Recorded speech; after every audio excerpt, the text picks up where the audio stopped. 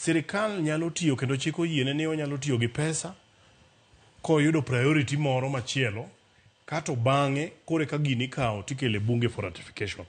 And that is a window makata wan wanyalo tiyo godo e seche makawuono. Mar ariyo, abro duoki mane e Mumacha. Mumacha be wacho ni kamo ni onge kik ibed mandhem.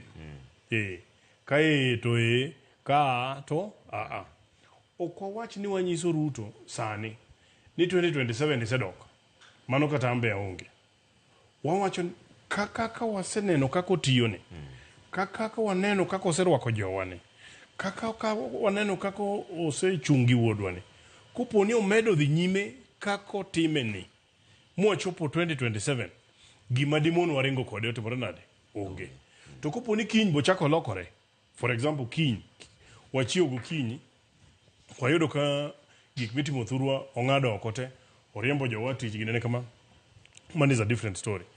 Omiyo wawacho niya wambende katan okanyal wacho ni ane the year 2027 mana katich. In fact kidhi Migori edi ong'eyo anyiso ga ji pile ni ka okitiyo tidhi dala to gino chakore MCA nyaka ker malo ka okitiyo tidhi dala. Sani wariwore kode mondo tine jowa gik motimo ne jowa ema edi gi yan bro dok godo ir japiny jatelo nwa kwai ni timno ma titimo. But ipenjo generally koro kwa were gi region marwa nta ere kaka wanene.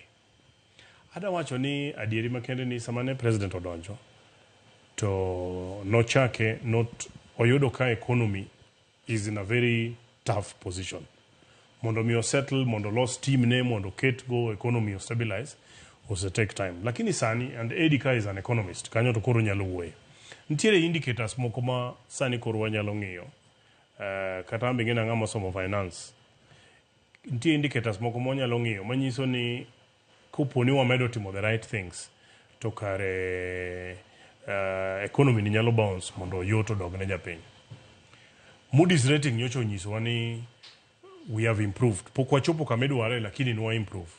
Manyiso ni sani kata kuponi wadwaro pesa moro oko to koro kata kane interest ni miyo ji gi 10 tinyalo miwa go gi bei mapiny kech neno ka koro useyudo fundamentals right.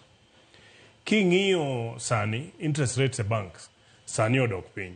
In fact kupono dhi kako dhini sani ka winjo kata radio una winjo gokinyi kawuono tiyodo ka kendo bengi koro chako saji gi pesa.